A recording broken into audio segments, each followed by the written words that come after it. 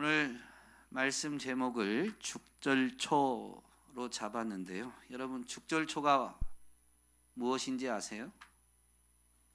주보에 나와 있고 화면도 한번 띄워 보시면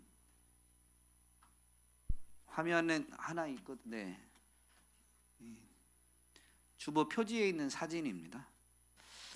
이 죽절초는 약 1m까지 자라는 사계절 내내 잎이 푸른 키 작은 나무입니다. 초라고 돼 있으니까 풀로 생각할 수 있는데 나무이고요. 6월, 7월에 연한 황록색의 꽃이 피고 10월부터 이듬해 2월까지 보신 것과 같은 열매를 맺게 됩니다. 근데 이 나무는 대나무처럼 줄기에 마디가 있어서 죽절초라는 이름을 가지게 되었습니다. 국내에서는 주로 거의 제주도에 자생하는데요. 환경부는 이 죽절초를 멸종위기 야생생물로 지정해서 보호하고 있습니다. 이 죽절초를 소개하며 설교 제목을 잡은 이유는 이 죽절초의 꽃말 때문입니다. 여러분, 딱 보시면 뭐가 생각나세요? 크리스마스. 비슷하긴 한데요. 여러분, 이 비영리 단체 중에 사랑의 열매 있죠? 이겁니다. 이걸 형상화한 죽절초의 꽃말이 사랑의 열매입니다. 오늘 사실 설교의 주제는 사랑의 열매입니다. 여러분, 사랑의 열매는 뭘까요? 사랑의 열매는 성경에 있는 표현으로 하면 성령의 열매는 이라는 갈라디아서 5장 말씀이 있는데, 성령의 열매는 9가지가 나오지만 헬라어나 또 헬라어와 이 문법이 좀 비슷한 영어 번역본을 보면 그 다음에 비동사가 나오는데 단수입니다. 성령의 열매는 사랑입니다.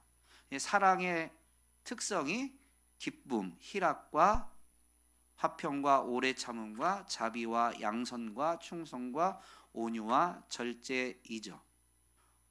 고린도전서 13장, 우리가 지금 계속 살펴보는 말씀에서 사랑은 이라고 하면서 사랑의 특성을 설명해 주는 부분과 연결해서 보면 거의 유사한 것을 확인할 수가 있습니다. 그런데 딱 이 8가지, 성령의 9가지 열매로 나오는 갈라디아서 5장 말씀에서 사랑을 빼면 나머지 8가지가 사랑의 열매, 사랑의 특성이라고 할 수 있는데, 그 8가지만 사랑의 열매가 아니고요. 사실 사랑의 열매는 온갖 좋은 모든 선한 것들입니다. 왜냐하면 여러분, 사랑의 원천은 누구예요? 성경이 말하는 참된 사랑의 원천은 하나님입니다. 사도 요한은 하나님이 사랑이심을 깨달아서 교회에게 하나님이 사랑이시다라고 선포할 때 사랑은 하나님으로부터 나온다. 사랑하는 사람도 그래서 하나님으로부터 나온다.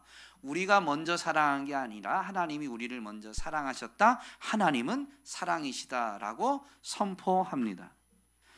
그러면 사랑의 열매가 이렇다라는 것을 사실 사랑의 원천, 원천이시니까 하나님이 사랑이시다라는 말씀과 병행해서 생각해 보면 하나님이 이런 열매를 맺게 해주시는 거죠. 하나님으로부터 이런 열매를 거둘 수가 나오게 되는 것입니다. 그런데 사랑의 열매가 갈라디아서에 있는 말씀의 8가지만이 아니라 온갖 좋은 모든 선한 것들이다 라고 할 때 온갖 좋은 것, 모든 선한 것은 하나님으로부터 나온다 라는 의미입니다. 예수님이 공생의 기간 동안 한 부자 청년 관원이 예수님을 찾아오면서 이렇게 예수님께 요청하죠. 어떻게 하면 제가 영생을 얻을 수 있습니까? 그런데 예수님께 이걸 질문할 때 그는 예수님을 향해서 선한 선생님이여 라고 부릅니다. 그러자 예수님의 반응이 질문이 있는데 어떻게 하면 영생을 얻을 수 있는가라는 것을 가르쳐 준 게 아니라 예수님을 향해서 선한 선생님이라고 부른 것에 대해서 예수님이 오히려 답변을 주십니다. 어찌하여 나를 선하다고 하느냐. 그러면서 뭐라고 가르쳐 주냐면 선한 분은 오직 하나님 한 분뿐이다. 여러분, 타락한 인생이 하나님의 자리에 오르면서 선과 악을, 옳고 그름을 판단하게 됐지만 여러분, 선한 분은 오직 하나님 한 분밖에 없습니다. 옳은 분도 하나님 한 분밖에 없습니다. 그래서 선한 것, 옳은 것은 오직 하나님으로부터 나와요. 그 하나님으로부터 나오지 않은 것, 하나님과 상관이 없는 것이 악한 거고 불의한 겁니다. 오늘 본문은 사랑은 이렇다. 참된 사랑이 하나님이 이렇기 때문에 하나님으로부터 나온 참된 사랑, 사랑은 이렇다라는 걸 가르쳐 주는데 불의를 기뻐하지 않는다라고 선언하죠. 불의는 헬라어로 본문에 있는 불의로 번역된 헬라어는 아디키아라는 단어인데요. 이 단어는 하나님의 의를 뜻하는 디케라는 단어에 이 부정, 반대를 의미하는 부정어가 붙어서 아디키아가 된 겁니다. 그러므로 불의라는 것을 이 원어를 분해해서 단어적 의미를 따져보면 불의는 뭐냐면요, 하나님을 반대하는 것, 즉 하나님의 판단과 규범을 반대하는 것. 엄밀히 말하면 하나님의 판단과 규범에 일치하지 않는 게 곧 반대하는 거예요.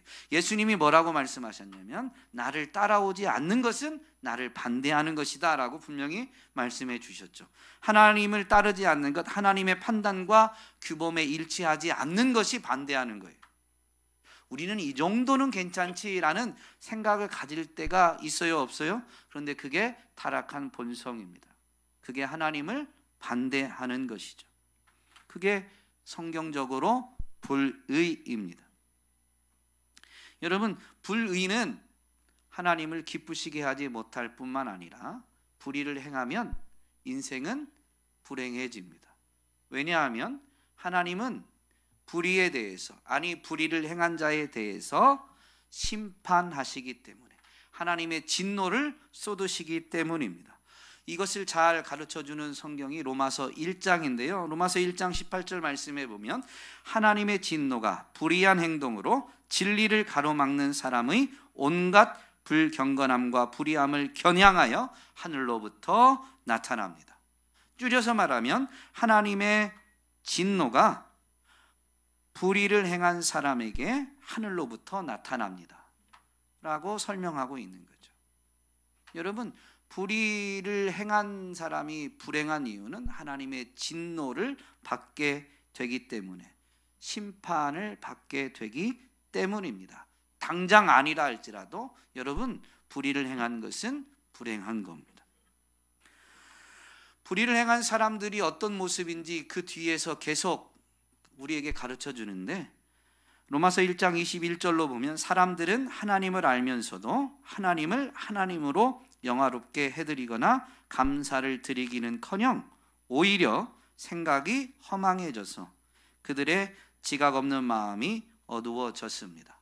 그들은 스스로 지혜가 있다고 주장하지만, 그래서 자기들이 옳고 그름을 구별할 수 있다고, 분별할 수 있다고 말하고 자기 소견에 옳은 대로 행하는 거예요. 그런데 그게 뭐냐면 실상은 어리석은 사람이 되었습니다.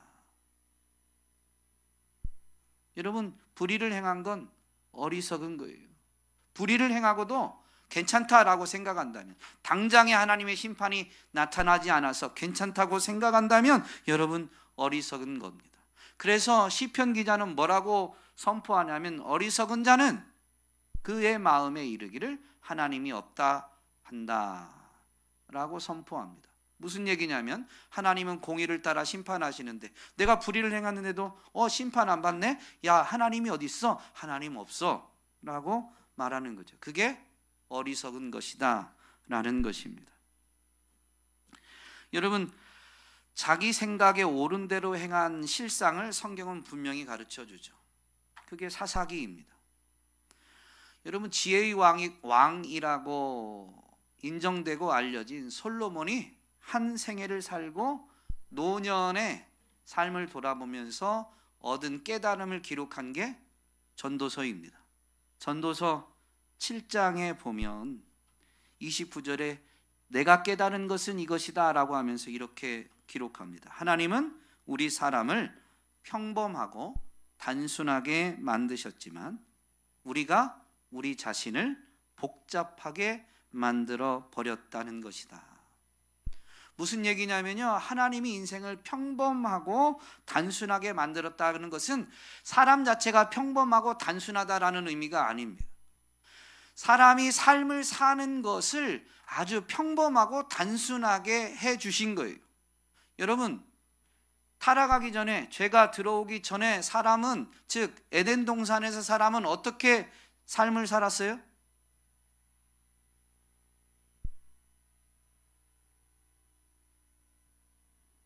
하나님의 법 안에서 자유롭게, 동산 중앙에 있는 선악을 알게 하는 나무의 열매를 따먹지 않고 나머지는 임의대로 자유롭게 살도록 해주셨어요. 근데 사람이 동산 중앙에 있는 선악을 알게 하는 나무의 열매를 따먹는 이유는 하나님처럼 되려고, 내가 하나님처럼 되려고, 하나님이 되려고. 즉 내가 하나님이 이건 되고 이건 안 된다, 여러분 그렇게 살면 돼요. 단순한 거예요. 삶이라는 것은. 여러분, 공부가 어려워요, 쉬워요? 공부 쉬워요. 애워야 되는 거 애우면 됩니다. 안 애워지면 어떻게 해야 돼요? 또 보면 됩니다. 공부하는 방법이 어려운 게 아니에요. 시간이 조금 걸리는데 우리의 욕심이 한 번 봐서 결과를 만들어내고 싶은 거죠. 우리가 복잡하게 만든 거예요. 여러분, 삶의 원리는 되게 단순해요. 원래 그렇게 지어졌어요. 여러분, 영적인 사람은 이걸 좀 볼 줄 알아야 돼요. 공부가 어려운 게 아니고 공부에서 결과물을 좀 만들어내는 게 어렵습니다. 왜? 우리 욕심이 거기에 들어갔기 때문이죠. 어쨌든 여러분, 하나님은 우리를 평범하고 단순하게 삶을 사는데 어렵지 않아요. 하나님 뜻에 순종하면 돼요. 하나님 뜻이 아니면 안 가면 돼요. 복잡하지 않아요. 문제는 우리가 복잡하게 만드는 거예요. 하나님 뜻을 안 물어보고, 야, 뭐가 맞지? 어떻게 해야 되지? 이렇게 하면 내일은 괜찮을까? 이렇게 하면 우리 가족들 괜찮을까? 이렇게 하면 내 삶은 더 행복할까? 내가 생각하고 내가 판단하려니까 점점 복잡해지죠. 여러분, 나이를 먹을수록 삶이 단조로워요, 복잡해요. 그럼 여러분 힘으로 살아가고 있는 거예요. 죄송하지만 나이를 먹을수록 연결된 게 많아요. 책임져야 될 게 많아요. 그걸 내가 다 하려고 하니까 내 자식들은 이제, 전에는 자녀 세대 때는 위로 부모님과의 관계만 신경 쓰면 되는데 낀 세대는 위로 부모님도 생각해야 되고 아래로 자녀도 생각해야 되고, 자녀들을 양육하면서 사회생활을 하다 보니까 옆으로도 이 관계들이 너무 많아. 이걸 다 내가 책임지고 정리하려고 하니까 복잡하죠. 제가 생각해도 저도 나이를 먹을수록 인생이 복잡한 것 같아요. 그런데 원래는 그렇지 않습니다. 여러분, 불의하게 행한 사람의 대표적인 인물이 성경에서는 가인입니다. 불의는 타락으로 말미암은 행위 결과죠. 그러니까 타락한 이들의 습성이 불의를 행하는 거예요. 성경의 타락은 아담이 창세기 3장에서 선악을 알게 하는 나무 열매를 따먹은 사건으로 분명히 나옵니다. 그 다음에 처음으로 나오는 게 이제 뭐예요? 창세기 4장. 3장 다음에 4장 나옵니다. 인생은 복잡하게 생각할 필요 없습니다. 4장 나오는데 거기에 가인이 나오죠. 아담의 자녀들 가인이. 가인과 아벨이 등장하지만 엄밀히 말하면 가인의 이야기입니다. 가인이 하나님 앞에 제사를 드리는데 아벨도 그때 제사를 드렸어요. 그런데 아벨의 제사는 하나님이 받으셨어요. 그런데 가인의 제사를 하나님이 받지 않으셨죠. 여러분이 가인이라면 어떻게 해야 돼요? 반성해야 돼요. 근데 가인이 어떻게 했어요? 화를 냈어요. 왜 내 건 안 됐지? 여러분이 삶을 살면서 누군가는 하는 일이 잘 되고 나는 안 될 때 화를 냈다. 여러분, 그게 불의를 행하는 것. 나는 열심히 하지만 결과는 내 몫이 아니에요. 열심히 하면 무조건 잘 돼야 된다라는 것은 우리 욕심이지 원래 하나님이 정해 놓으신 법칙이 아닙니다. 어쨌든 가인이 화를 냈는데 하나님이 그때 가인에게 말씀해 주세요. 너 어찌하여 화를 내느냐? 그러면서 그 화를 계속 간직하면 어떻게 돼요?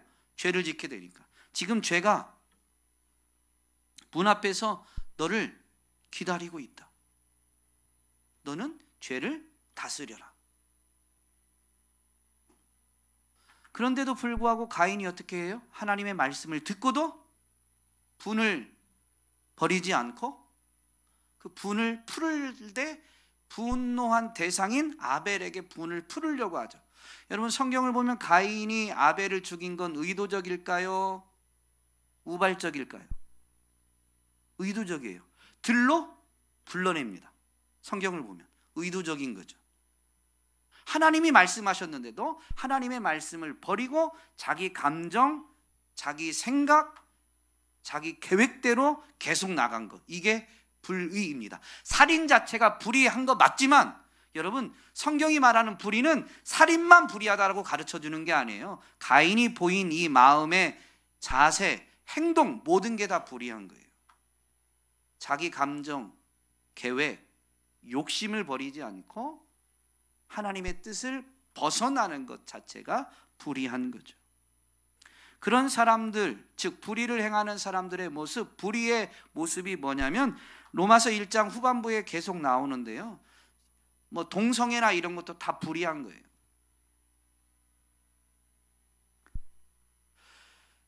29절부터 보면 사람들은 온갖 불의와 악행과 탐욕과 악의로 가득 차 있으며 시기와 살의와 분쟁과 사기와 적의로 가득 차 있으며 수근거리는 자요, 중상하는 자요, 하나님을 미워하는 자요, 불순한 자요, 오만한 자요, 자랑하는 자요, 악을 꾸미는 모략꾼이요, 부모를 거역하는 자요, 우매한 자요, 신의가 없는 자요, 무정한 자요, 무자비한 자입니다. 여러 가지가 있지만 그 다음이 더 중요합니다. 그들은 이와 같은 일을 하는 자들은 죽어야 마땅하다는 하나님의 공정한 법도를 알면서도, 여러분, 하나님이 사람을 지으시면서 하나님의 형상을 따라 지어주셨기 때문에 각 사람의 그 마음에는 양심이라는 게 있어요. 그래서 잘못을 행했을 때 누군가가 법으로 그것은 죄다 아니다 라는 것을 말하지 않아도 스스로 느끼고 있어요. 그래서 하나님의 공정한 법도를 따르면 이것은 잘못된 건데, 이건 죄인데, 그러므로 죄의 결과는 죽는 건데, 죽음이 마땅한 건데 라는 걸 알고 있어요. 알면서도 자기들만 이런 일을 하는 것이 아니라 이런 일을 저지르는 사람을 두둔하기까지 합니다. 알고도 자기 생각, 자기 고집, 감정, 자기 뜻대로 하는 거예요. 더 놀라운 것은 불의를 행하는 사람은 그게 잘못된 걸 알면서도 자기를 합리화하려고 그렇게 행하는 다른 사람들을 두둔합니다. 상황이 그랬으니까. 그러면서 인류의 역사가 반복되면서 이제 이런 사람들이, 즉 하나님으로부터 떠나서 자기 소견에 옳은 대로 행하는 사람들이 더 많아졌어요. 그러면서 이게 이제 보편이 됐죠. 그래서 사람들이 다 이렇게 하니까 이라고 합리화합니다. 그런데요, 사랑, 참된 사랑, 하나님의 사랑을 알고 하나님을 사랑하게 되는 사람들, 참된 사랑을 아는 사람들, 참된 사랑은 불의를 기뻐하지 않습니다. 여러분, 기뻐하지 않는다는 게 뭘까요? 추구하지 않는 거예요. 우리가 타락한 본성이 있기 때문에 그런 일을 저지를 수는 있지만 우리가 의도적으로 추구하지 않아요. 심지어 의지는 뭐냐면 그것을 더욱 멀리하게 되는 거죠. 심지어 남들이 다 그렇다 할지라도 여러분, 사랑은 그것을 멀리합니다. 그래서요, 참된 사랑을 알게 된 사람, 참된 사랑으로 삶을 살아가고자 하는 사람들은 여러분, 좁은 길로 가고 좁은 문으로 들어서는 거예요. 예수님이 뭐라고 제자들에게 가르치십니까? 너희는 좁은 문으로 들어서기를 힘쓰라. 우리 본성대로 하면 좁은 문으로 안 들어와요. 세상은, 대부분의 사람들은 좁은 문으로 안 들어섭니다. 자기 소견에 옳은 대로 하는 것을 추구하게 되죠. 그런데 좁은 문으로 들어서기를 힘써라 주님이 말씀하셨고, 사랑은 불의를 기뻐하지 않고 멀리하고, 남들은 다 그렇다 할지라도 후반부에 있는 진리와 함께 기뻐하는 이 좁은 문으로 들어가고자 애를 쓰게 되죠. 사랑은 진리와 함께 기뻐합니다. 근데 이 표현에서 우리는 좀 의문을 가져야 돼요. 사랑은 뭐를 기뻐하지 않아요? 불의를 기뻐하지 않아요. 보통 앞에를 부정으로 놓으면 뒤에는 긍정이잖아요. 대조적인 문학 기법을 보면, 그러면 불의와 대조되는 게, 반대되는 게 뭐예요? 정의예요. 한자로 하면 의예요. 의와 불의, 또는 불의와 정의인데, 사랑은 불의를 기뻐하지 않고 정의를 기뻐합니다 라고 해야 더 자연스러운 표현인데, 사랑은 불의를 기뻐하지 않습니다, 사랑은 진리와 함께 기뻐합니다 라고 표현한 거죠. 의도적인 거예요. 왜 이렇게 정의라는 표현을 안 쓰고 진리라고 표현했는가? 이것을 한번 생각해 봐야 됩니다. 왜 그랬을까요? 여러분, 불의가 있는 곳에는 진리가 없습니다. 진리 자체가 원래 없는 게 아니라 불의가 있는 곳에서는 진리가 자리할 수가 없어요. 그러므로 정말로 참된 사랑을 아는 사람, 참된 사랑으로 삶을 살고자 하는 사람은 의롭게 살아야 되는 건 아는데, 그래서 붙드는 게 뭐냐면 진리를 붙드는 거예요. 불의를 기뻐하지 않고, 즉 불의를 멀리하고 자꾸 진리를 붙들고자 하는 거죠. 여러분, 그래서 성경에서 보면 교회에게 마지막 때에 주는 권면이 있어요. 여러분, 교회를 향해서 말세가 되었으니, 마지막 때가 되었으니 어떻게 하라고 권면해요?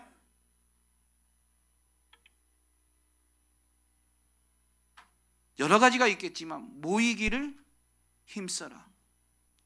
여러분, 교회는 반드시 흩어져야 됩니다. 그런데 흩어져야 되지만 흩어져서만 살면 안 돼요.